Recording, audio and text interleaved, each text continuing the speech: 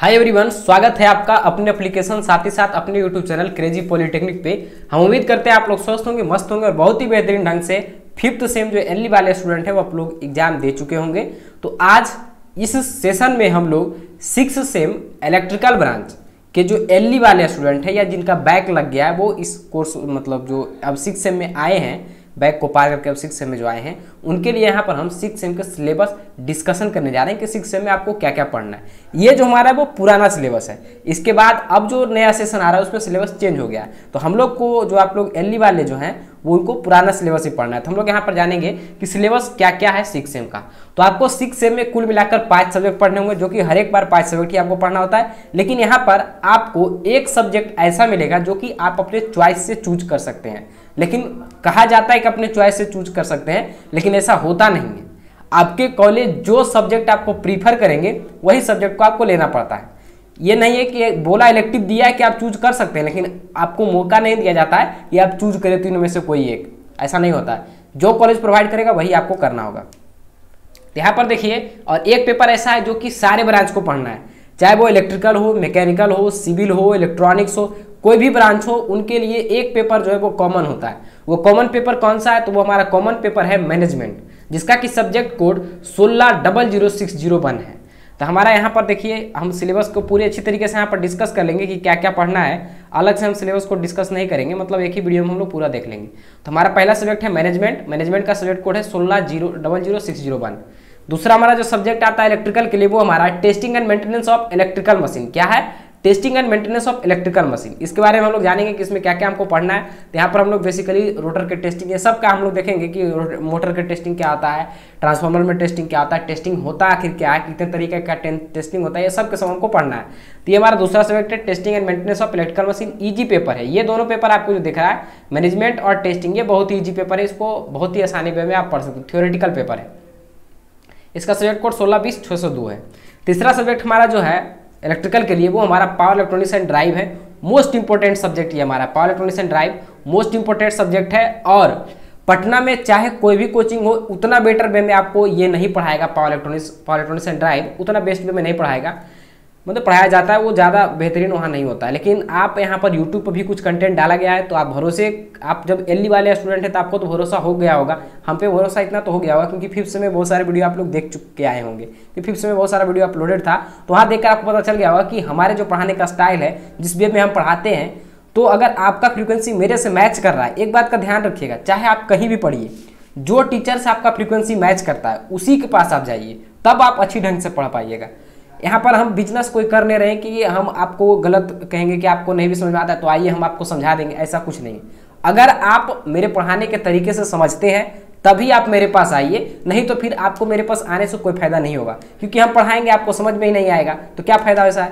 तो जहाँ पर आपको समझ में आता है वहाँ पे जाइए। लेकिन हम ये कहेंगे कि एक बार पहले ट्राई जरूर कर लीजिएगा कि हम जो पढ़ाते हैं, अगर आप अभी तक मेरा लेक्चर एक भी नहीं देखे तो कोई एक लेक्चर जाकर 1, 2, 3 लेक्चर देख लीजिए, उससे आपको आइडिया मिल जाएगा कि हम पढ़ाते कैसे हैं और क्या मेरा तरीका है पढ़ाने का। तो पावर इलेक्ट्रॉनिक्स का बहुत सारा वीडियो यूट्यूब पे, मेरे जो क्रेजी पॉलिटेक्निक का यूट्यूब चैनल है जहाँ पर ये वीडियो आप देख रहे हैं वहाँ पर ये अवेलेबल है, तो वहाँ पर भी जाकर आप चेक कर सकते हैं। बहुत सारा वीडियो है, आपको पता चल जाएगा कि मेरा पढ़ाने का स्टाइल क्या है। तो मोस्ट इंपोर्टेंट सब्जेक्ट हमारा क्या है? Power electronics and drive. इसी में आपको ज़्यादा दिक्कत हो सकता है, तो इसका सब्जेक्ट कोड 1620-603 ये इंपॉर्टेंट सब्जेक्ट है, इसी में ज़्यादा कैरी लगने का चांसेस होता है। उसके बाद हमारा दूसरा, ये दोनों सब्जेक्ट जो है वो power electronics and automatic control system, ये दोनों को दोनों सब्जेक्ट आपको टफ लगेंगे, चाहे आप कहीं भी पढ़े आपको टफ लगेंगे। लेकिन यहाँ पर हम कोशिश किए, इसको छोटे छोटे पार्ट में स्प्लिट किए हैं। ना ज़्यादा लंबा लेक्चर आपको मिलेगा, ना ज़्यादा छोटा लेक्चर मिलेगा। मीडियम लेक्चर 10 से 15 मिनट, 15 से 20 मिनट, मैक्सिमम 25 मिनट का लेक्चर मिलेगा, जो कि आपको बोर फील होने नहीं देगा। साथ ही साथ जो लेक्चर आपको प्रोवाइड किए जाएंगे उसके पूर्व PDF मिलेंगे। ये आप सब के सब आपको जो कोर्स का इंट्रोडक्शन था उसमें आपको पता चल गया होगा। यहाँ पर मोस्ट इंपोर्टेंट सब्जेक्ट हमारा क्या है? Power electronics and drive and automatic control system. और सबसे लास्ट में हमारा आता है इलेक्टिव। इलेक्टिव में आपको पढ़ना है micro processor, micro controller, traction 2, और एक जो हमारा होता है वो हमारा कुछ है मेंटेनेंस करके कोई एक सब्जेक्ट है, वो हमारा है। तो ज़्यादातर कॉलेज में 90% कॉलेज में microprocessor and microcontroller ही चलता है, और हम जो आपको इस कोर्स में प्रोवाइड करेंगे वो भी हम micro processor and microcontroller he provide करेंगे। ट्रैक्शन 2 और एक और इलेक्टिव पेपर है, उसको हम नहीं पढ़ाते हैं क्योंकि उसके लिए हमारे पास टीचर अवेलेबल नहीं है, हम उसका कोर्स आपको नहीं प्रोवाइड करा पाएंगे। तो बेसिकली हम जो पढ़ाएंगे वो microprocessor and microcontroller ही पढ़ाएंगे। तो जिनका अगर ट्रैक्शन जिनके कॉलेज में चलता है तो ट्रैक्शन खुद से उनको पढ़ना होगा, लेकिन बाकी सारे सब्जेक्ट अदर कोचिंग के कंपेरिजन में यहाँ पर आपको बहुत ही बेहतरीन वे में मिलेगा, और मतलब इतना बेहतरीन वे में मिलेगा कि आपको दिक्कत नहीं होगा। चाहे तो आप 6 सेम का जो हमारा जो प्लेलिस्ट है वहाँ पर जाकर कोई भी वीडियो का आप कमेंट पढ़ सकते हैं, उससे आपको अंदाजा मिल जाएगा कि जो कंटेंट मिलता है वो जेन्युइन कंटेंट है कि नहीं, जो कंटेंट मिलता है उससे क्वेश्चन आपको एग्जाम में मिलते हैं कि नहीं, ये सब के सब आपको वहाँ पर पता चल जाएगा। साथ ही साथ प्रॉपर टेस्ट भी आपको अब लिया जाएगा, क्योंकि अब टीम एक डेडिकेटेड टीम आ गया है जो कि आपका टेस्ट के प्रति ही काम करेगा, तो टेस्ट भी आपका होगा। हम लोग जानते हैं बारी बारी से सारे सब्जेक्ट को अच्छी तरीके से हम लोग देखते हैं कि कौन से सब्जेक्ट में हमको क्या पढ़ना था। तो देखिए मैनेजमेंट में आपका जो है टॉपिक वो हमारा कुल मिलाकर 7 यूनिट है। कितने यूनिट है? 7 यूनिट है। पहला यूनिट में हमारा ओवरव्यू ऑफ बिजनेस है, जिसमें कि अलग अलग तरीके का बिजनेस के बारे में जानेंगे कि सर्विस बिजनेस क्या है, मैन्युफैक्चरिंग बिजनेस क्या है, ट्रेड बिजनेस क्या है, इंजीनियरिंग बिजनेस, मतलब हर एक इंडस्ट्री बिजनेस, ये सब के बारे में हम लोग जानेंगे पहला यूनिट में। दूसरा यूनिट में हम लोग जानेंगे मैनेजमेंट के बारे में कि मैनेजमेंट प्रोसेस क्या है। मैनेजमेंट प्रोसेस में जानेंगे मैनेजमेंट क्या है, मैनेजमेंट की डेफिनेशन जानेंगे, मैनेजमेंट कितने प्रोसेस उसमें होते हैं उसके बारे में जानेंगे। फिर हमारा होता है ऑर्गेनाइजेशनल मैनेजमेंट, जो कि मैनेजमेंट का एक पार्ट है। जब मैनेजमेंट आप पढ़िएगा तो वहीं पे ये सब आ जाएगा, organisational management, human resource management, financial management, material management और प्रोजेक्ट मैनेजमेंट। मतलब जो हमारा मैनेजमेंट प्रोसेस है, मैनेजमेंट का जो टाइप है उसी में ये सब आ जाता है, organisational, human resource, financial management, material management and project management. तो ऑर्गेनाइजेशनल मैनेजमेंट मतलब क्या हुआ कि जो हमारे पास जो हम एक प्रोसेस के थ्रू हमारा जो इंडस्ट्री है उसको हम जिस वे में ऑर्गेनाइज करेंगे कि किस वे में इसको ऑर्गेनाइज करना है, उसको हम लोग कहते हैं ऑर्गेनाइजेशनल मैनेजमेंट। तो आप लोग देखिएगा वहाँ पर पढ़िएगा, लाइन ऑर्गेनाइजेशन होता है, फंक्शनल ऑर्गेनाइजेशन होता है, लाइन एंड स्टाफ ऑर्गेनाइजेशन होता है, बहुत तरह का होता है, वहाँ पर आपको पढ़ाया जाएगा अच्छी तरीके से। ह्यूमन रिसोर्स मैनेजमेंट में हम लोग ह्यूमन रिसोर्स को कैसे मैनेज करेंगे उसके बारे में जानेंगे कि कैसे हम लोग उसको प्रॉपर टाइम टू टाइम हम लोग उसका रिक्वायरमेंट निकालेंगे, उसको हम लोग जॉब प्रोवाइड करेंगे, उसका किस तरीके से हमको छटनी करना है, किस तरीके से उसको हमको अपने जो जगह है, जो भी हमारे वैकेंट सीट है उसको फिल करना है, फ्यूचर के लिए कैसे हम ह्यूमन रिसोर्स को बढ़ा सकते हैं, ये सब के सब हम लोग ह्यूमन रिसोर्स मैनेजमेंट में जानते हैं। फाइनेंशियल मैनेजमेंट में कंपनी को चलाने के लिए फाइनेंस हमको कहाँ से लाना है, किस तरीके से उसको डिस्ट्रीब्यूट करना है कि हमारा जो कंपनी है वो ग्रो करे, अच्छा ज़्यादा मुनाफा कमा सके। तो ये हम लोग फाइनेंशियल मैनेजमेंट में देखते हैं। मटेरियल मैनेजमेंट में जो हम लोग सामान खरीदते हैं उसको कहाँ से खरीदना है जहाँ से हमको कॉस्टिंग कम पड़े, साथ ही साथ मटेरियल को हम लोग कहाँ रखेंगे, किस वे में हमको रखना है जिससे कि हमारा इन्वेंट्री कॉस्ट कम पड़े। ये सब के सब नया टर्म अभी आपको लग रहे होंगे, लेकिन जैसे जैसे आप फ्लो में पढ़ते जाइएगा, जब एक एक यूनिट करके आप पढ़ते जाइएगा तो फिर आपको बहुत ही आसान और बहुत ही मजेदार लगेगा ये सब्जेक्ट। और हमने जो पढ़ाया है मैनेजमेंट इतना बेटर वे में पढ़ाया है कि आप कमेंट जाकर देखिए, हम मेरे पर विश्वास आप नहीं करिए, आप जनरली जाइए, सब्जेक्ट का जो प्लेलिस्ट बना हुआ है हमारा 6 सेम लक्ष्य बैच, वहाँ पर जाइए और जो वीडियो पर जो कमेंट किए स्टूडेंट वो जेन्युइन कमेंट है, वो पेड किए हुए कमेंट नहीं है। वो बच्चा जाके पैसा उसको हमने दिए कि कमेंट करिए, वो बच्चा खुद अपने आप अपने मर्जी से कमेंट किए, तो वहाँ से आप उसका देख सकते हैं कि कंटेंट जेन्युइन है कि नहीं, वो आप खुद देखिएगा तो खुद भी आपको पता चल जाएगा। नेक्स्ट हमारा और सबसे लास्ट हमारा होता है प्रोजेक्ट मैनेजमेंट। ये क्या होता है? ये एक निश्चित समय के लिए होता है, एक शॉर्ट टाइम पीरियड के लिए होता है, जिसमें कि किसी भी ऑर्गेनाइजेशन से एक टीम को निकाल लिया जाता है, जैसे मैनेजर हो गया, क्लर्क वर्क हो गया या फिर जो वर्कर हो गया, सबको एक अलग टीम से हम लोग निकाल लेते हैं, जो हमारा इंडस्ट्री से निकाल कर एक टीम बना देते हैं और उस टीम के थ्रू कोई प्रोजेक्ट पर हम उसको काम करने के लिए भेज देते हैं, तो वो हमारा होता है प्रोजेक्ट मैनेजमेंट। ये सब के बारे में बहुत ही डिटेल वे में और अच्छे से हम लोग पढ़ेंगे। तो यहाँ पर ये हमारा कुल मिलाकर 7 यूनिट था। यहाँ पर अगर आप बुक प्रीफर करना चाहें तो ओपी खन्ना का बुक आप प्रीफर कर सकते हैं, वैसे बुक लेने की कोई आवश्यकता नहीं है। मेरा नोट्स जो है वो आपके एग्जाम के लिए, आपके सभी एग्जाम के लिए एनफ है, उससे ज़्यादा जानना आपको जरूरी नहीं है, जितना हम बताएं उतना एनफ है आपके लिए। नेक्स्ट हमारा है testing and maintenance. Testing and maintenance में हमको पढ़ना है सेफ्टी, सबसे पहले यूनिट में कि सेफ्टी क्या होगा। हम जब इलेक्ट्रिकल टेस्टिंग कर रहे हैं, अगर कोई भी इक्विपमेंट को हम लोग चला रहे हैं, इलेक्ट्रिकल इक्विपमेंट है, तो उसका सेफ्टी का क्या प्रोसीजर होना चाहिए, कैसे क्या क्या चीज़ का हमको ध्यान रखना चाहिए, क्या प्रिवेंशन होना चाहिए, अगर एक्सीडेंट हो गया तो क्या हम उसमें प्रिवेंशन कर सकते हैं, ये सब का सब हम यूनिट फर्स्ट में पढ़ेंगे। उसके बाद हम लोग दूसरा यूनिट में हम लोग जनरल इंट्रोडक्शन लेंगे इसका। तीसरा यूनिट में हमारा testing and maintenance of rotating machine है। रोटेटिंग मशीन में हम लोग कौन कौन सा टेस्टिंग करते हैं, कैसा कैसा उसमें मेंटेनेंस होता है, वो सब के बारे में जानेंगे। फिर हम लोग जानेंगे ट्रांसफार्मर के टेस्टिंग एंड मेंटेनेंस के बारे में, फिर इंसुलेशन के टेस्टिंग एंड मेंटेनेंस के बारे में, और उसके बाद इंस्टॉलेशन। ये सब के सब बहुत ही इंटरेस्टिंग टॉपिक, जो जितने भी टॉपिक है पढ़ने में आपको बहुत मजा आएगा, इसमें कोई भी दिक्कत नहीं होगा। मशीन का कुछ पार्ट इसमें आएगा, जैसे ट्रांसफार्मर में टेस्टिंग आप करिएगा तो no load test, on load test, ये सब टेस्ट इसमें आएगा। फिर Swinburne test, temperature rise test, ये सब आप लोग पढ़े हैं टेस्ट, सारा टेस्ट आप पढ़े हुए हैं। मतलब इसमें जो सिलेबस आपका है वो ऑलरेडी आप डीसी मशीन और ट्रांसफार्मर जब पढ़े होंगे तो वहाँ से आपको यहाँ पर मिलेगा, टैली करेगा, बहुत चीज़ मिलेगा। मतलब इसमें ज़्यादा दिमाग लाने की आपको आवश्यकता नहीं पड़ेगी, बहुत ही थोड़ा मोड़ा 1 से 2 बार लेक्चर देख लीजिएगा, एनफ है इसके लिए। मेनली जो आपको पढ़ना है वो एसीएस और पावर इलेक्ट्रॉनिक्स, इसको बहुत ही ध्यान से आपको पढ़ना है, क्योंकि यही 2 सब्जेक्ट है जो आपको परेशान कर सकता है एग्जाम में। तो ये दोनों सब्जेक्ट को आपको बहुत ही बेहतरीन वे में हम बताए हुए हैं, उसको उसी वे में आपको अच्छी तरीके से पढ़ते जाना है। नेक्स्ट हमारा वही है पावर इलेक्ट्रॉनिक्स एंड ड्राइव, उसमें हम लोग जानेंगे सबसे पहले सेमीकंडक्टर डिवाइस के बारे में, मतलब कि हमारा जो डायोड क्या होता है उसके बारे में जानेंगे। और डायोड में इसमें तो सिलेबस में यहाँ ये जो यूनिट है इसमें सिलेबस पूरी अच्छी तरीके से डिफाइन करके दिया नहीं है, लेकिन इस यूनिट से आउट ऑफ सिलेबस भी क्वेश्चन आते हैं, जैसे यूजेटी, ट्रायक, ये सब इसमें दिया नहीं है। लेकिन क्या होता है कि जो हमारा 5th सेम इलेक्ट्रॉनिक्स वाले हैं उनके सिलेबस में ये सब इंक्लूड किया, लेकिन आपके सिलेबस में इंक्लूड नहीं किया, लेकिन फिर भी आपसे पूछ देता है। आपका ये क्यों पूछ देता है? क्योंकि आप लोग बेसिक इलेक्ट्रॉनिक्स पढ़ के आए होंगे, बेसिक इलेक्ट्रॉनिक्स में आप लोग पढ़े हैं यूजेटी के बारे में, बीजेटी के बारे में, ये सब के बारे में आप लोग पढ़े हैं, तो इसलिए आपको यहाँ पर पूछ देता है। तो वो कोई बड़ी बात नहीं है। इसमें हम इस बार जो आपका जो कंटेंट जाएगा, इससे पहले वाले में तो हम नहीं किए थे, लेकिन एग्जाम टाइम में फिर भी हम अपलोड कर दिए हैं। तो अब जो हमारा है इस सेशन में जो आप लोग का बैच है उसमें हम लोग इसको अच्छी तरीके से सारा यूजेटी बीजेटी जितना हो सकता है सबके सब हम यहाँ पर प्रोवाइड कर देंगे। नेक्स्ट हमारा है कन्वर्टर। कन्वर्टर के बारे में हम लोग जानेंगे, जिसको हम लोग अभी तक रेक्टिफायर के रूप में पढ़ रहे थे, यहाँ पर उसको हम लोग कन्वर्टर के रूप में पढ़ते हैं। तो वहाँ पर जो था वो कंट्रोल्ड नहीं था, यहाँ पर जो कन्वर्टर पढ़ रहे हैं वो कंट्रोल्ड रेक्टिफायर है। उस पर हम लोग पढ़ेंगे इन्वर्टर के बारे में। इन्वर्टर में स्टेप अप स्टेप डाउन, मतलब stopper step up step down होता है, इन्वर्टर में हम लोग भी देखेंगे। इन्वर्टर के बहुत सारे टाइप होते हैं, उसके बारे में हम लोग देखेंगे, सबको बहुत ही बेहतरीन वे में देखेंगे। चॉपर हमारा step up step down, class A class B class C class D, बहुत तरह के चॉपर होते हैं, वो सब के बारे में हम लोग जानेंगे। और सबसे लास्ट में पावर इलेक्ट्रॉनिक्स एप्लीकेशन की, इसका जो है वो मोस्ट इंपॉर्टेंट रोल होता है।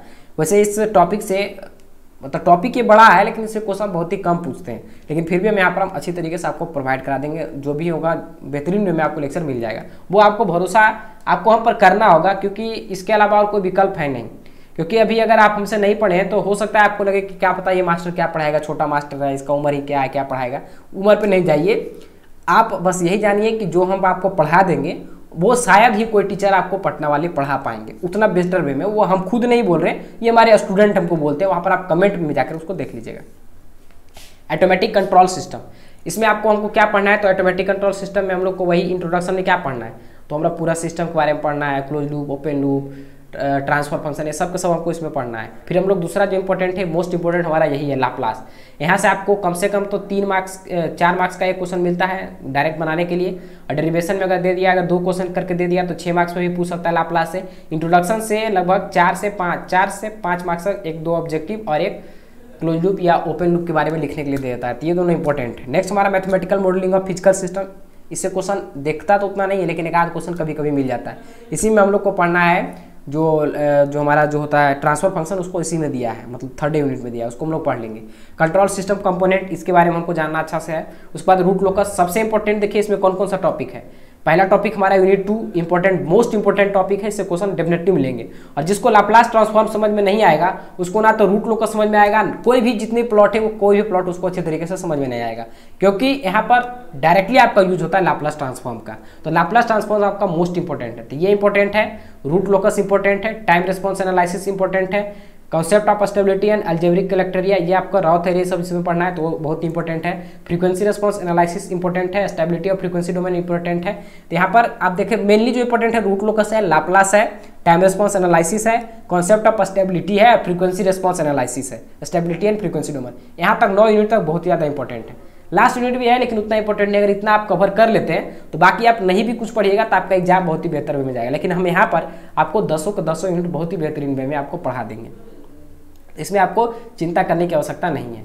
नेक्स्ट हमारा जो हमारा पेपर है वो हमारा micro processor and micro controller, सबसे लास्ट पेपर। इसको भले डिवाइड ये किया है 8 यूनिट में, लेकिन हमको जो पढ़ना रहता है वो 2 ही चीज़ पढ़ना रहता है। पहला हमारा माइक्रो प्रोसेसर और दूसरा हमारा माइक्रो कंट्रोलर। माइक्रो प्रोसेसर में क्या पढ़ना रहता है, तो मेन इंपॉर्टेंट हमारा है पिन डायग्राम, ये माइक्रो प्रोसेसर का पिन डायग्राम क्या है। उसके बाद हमारा उसको जो रहता है वो ब्लॉक डायग्राम, मतलब उसको देखना है ब्लॉक डायग्राम, ये इंपॉर्टेंट होता है। ब्लॉक डायग्राम पर अगर आप पूरा कमांड कर लेते हैं तो ब्लॉक डायग्राम से ही अलग अलग सारी चीज़ें आते हैं। फ्लैग हो गया, फिर हमारा प्रोग्राम कंट्रोल वाला डायरेक्टली शॉर्ट नोट्स दे देता है, एड्रेसिंग मोड, ये सब के सब के बारे में सब आप जब इसका ब्लॉक पढ़िएगा उसी समय में ब्लॉक डायग्राम उसी समय में सब क्लियर हो जाता है, और इतना ही आपको पढ़ना ही रहता है। उसके बाद आते हैं माइक्रो कंट्रोलर में, तो इसका भी हमारा pin diagram, block diagram. Pin diagram और ब्लॉक डायग्राम आप अच्छी तरीके से पढ़ लेते हैं तो आपके एग्जाम में जो आपका एग्जाम लेगा माइक्रो प्रोसेसर माइक्रो कंट्रोलर का, उसका 70% सिलेबस आपका खत्म हो गया। लेकिन इसको ब्लॉक डायग्राम को हर एक ब्लॉक के बारे में आपको अच्छा से पढ़ना होगा। अगर अच्छा से पढ़े हुए रहिएगा तब पूरे सिलेबस का 70% सिलेबस आपका